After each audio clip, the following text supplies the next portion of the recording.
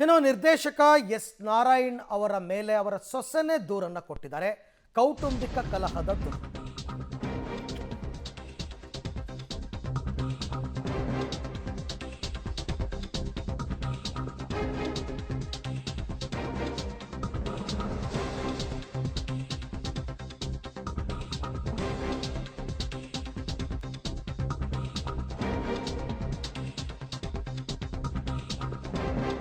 ನಿರ್ದೇಶಕ ಎಸ್ ನಾರಾಯಣ್ ವಿರುದ್ಧ ಒಂದು ಎಫ್ಐಆರ್ ಆಗಿದೆ.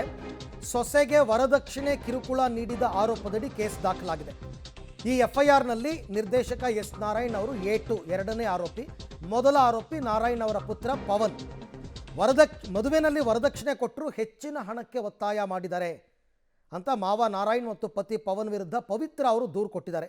ಜ್ಞಾನಭಾರತಿ ಪೊಲೀಸ್ ಠಾಣೆಯಲ್ಲಿ ದೂರು ದಾಖಲಾಗಿದೆ. ಎಸ್ ನಾರಾಯಣ್ ಅವರ ಎರಡನೇ ಮಗನ ಪತ್ನಿ ಅಂದರೆ ಅವರ ಸೊಸೆ ಕೊಟ್ಟಿರ್ತಕ್ಕಂತಹ ದೂರು.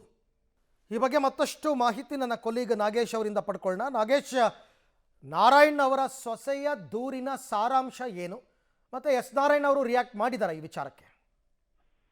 ಅರವಿಂದ್, ಈಗಾಗಲೇ ಎಸ್ ನಾರಾಯಣ್ ಮತ್ತೆ ಅವರ ಮಗ ಪವನ್ ವಿರುದ್ಧ ಜ್ಞಾನಭಾರತಿ ಪೊಲೀಸ್ ಠಾಣೆಯಲ್ಲಿ ಅವರ ಎರಡನೇ ಪುತ್ರನ ಸೊಸೆ ಕೊಟ್ಟಿರುವಂತ ದೂರಿನ ಆಧಾರದ ಮೇಲೆ ಇಬ್ಬರ ಮೇಲೆ ಎಫ್ಐಆರ್ ಆಗಿರುವಂತದ್ದು. ಪ್ರಕರಣದಲ್ಲಿ ಎಸ್ ನಾರಾಯಣ್ ಅವರನ್ನ A2 ಆರೋಪಿಯನ್ನ ಮಾಡ್ಕೊಂಡ್ರೆ A1 ಆರೋಪಿಯಾಗಿ ಪವನ್ ಅನ್ನ ಮಾಡ್ಕೊಂಡಿರುವಂತದ್ದು. ಘಟನೆ ಸಂಬಂಧಪಟ್ಟಂತೆ ಈಗಾಗಲೇ ತನಿಖೆಯನ್ನು ಮಾಡುವ ಕೆಲಸವನ್ನ ಜ್ಞಾನಭಾರತಿ ಪೊಲೀಸರು ಮಾಡ್ತಾ ಇರುವಂತದ್ದು.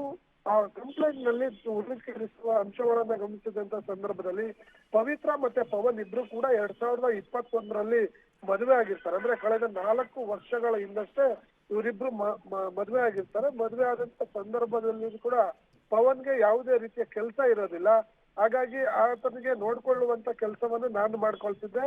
ಇತ್ತೀಚೆಗೆ ಅವರು ಕಲಾ ಸಾಮ್ರಾಟ್ ಅನ್ನುವಂತ ಒಂದು ಇನ್ಸ್ಟಿಟ್ಯೂಟ್ ಅನ್ನ ತೆರೆದ್ರು. ಅಂತ ಸಂದರ್ಭದಲ್ಲೂ ಕೂಡ ಹಣಕಾಸಿನ ಸಹಾಯ ಕೇಳಿದಂತ ಸಂದರ್ಭದಲ್ಲಿ ನನ್ನ ತಾಯಿಯ ಅಂದ್ರೆ ಒಡವೆಗಳನ್ನ ಅಡಮಾನ ಇಟ್ಟು ನಾನು ಅವರಿಗೆ 10 ಲಕ್ಷ ಹಣವನ್ನ ಕೊಟ್ಟಿದ್ದೆ. ಅದಾದ ಬಳಿಕ ಕಲಾ ಸಾಮ್ರಾಟ್ ಅನ್ನುವಂತ ಒಂದು ಇನ್ಸ್ಟಿಟ್ಯೂಟ್ ಏನಿತ್ತು ಅದು ಲಾಸ್ ಆಯ್ತು ಅಂತ ಹೇಳಿ ಕ್ಲೋಸ್ ಆಯ್ತು. ಅದಾದ ಬಳಿಕ ಮತ್ತೆ ಹಣಕ್ಕೆ ಡಿಮ್ಯಾಂಡ್ ಮಾಡಿದ್ರು. ಆ ಕಾರಣಕ್ಕಾಗಿ ನಾನು ಈ ಒಂದು ದೂರನ್ನ ಕೊಟ್ಟಿದ್ದೇನೆ ಅನ್ನುವಂತ ಮಾಹಿತಿಯನ್ನ ಆ ದೂರಿನಲ್ಲಿ ಉಲ್ಲೇಖವನ್ನ ಮಾಡಿರುವಂತದ್ದು.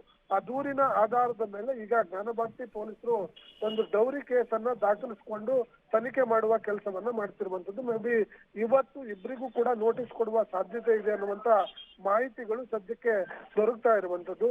ಈಗಾಗಲೇ ದೂರು ಕೊಟ್ಟಂತ ಪವಿತ್ರ ಅವರಿಂದ ಸ್ಟೇಟ್ಮೆಂಟ್ ಕೂಡ ಮಾಡ್ಕೊಂಡಿದ್ದಾರೆ ಅನ್ನುವಂತ ಮಾಹಿತಿಗಳು ಈಗ ಸದ್ಯಕ್ಕೆ ಗೊತ್ತಾಗ್ತಿರುವಂತದ್ದು. ರೈಟ್, ಥ್ಯಾಂಕ್ ಯು ನಾಗೇಶ್, ತಮ್ಮ ಎಲ್ಲ ಮಾಹಿತಿಗಾಗಿ ಧನ್ಯವಾದ. ಎಫ್ಐಆರ್ ಆಯಿತು ಅಂದರೆ ಸಹಜವಾಗಿಯೇ ನೋಟಿಸ್ ಕೊಡ್ತಾರೆ, ವಿಚಾರಣೆ ಕರೀತಾರೆ.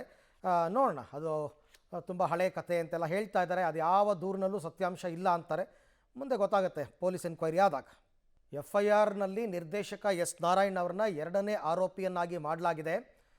ಮೊದಲ ಆರೋಪಿ ಎಸ್ ನಾರಾಯಣ್ ಅವರ ಎರಡನೇ ಮಗ ಪವನ್ ಡೌರಿ ಹರಾಸ್ಮೆಂಟ್, ವರದಕ್ಷಿಣೆ ಕಿರುಕುಳ ಅಂತಲೇ ನೇರವಾಗಿ ಕೊಟ್ಟಿರೋದ್ರಿಂದ ಅದಕ್ಕೆ ಸಪ್ರೇಟಾಗಿ BNS ಸೆಕ್ಷನ್ಸ್ ಇರುತ್ತೆ.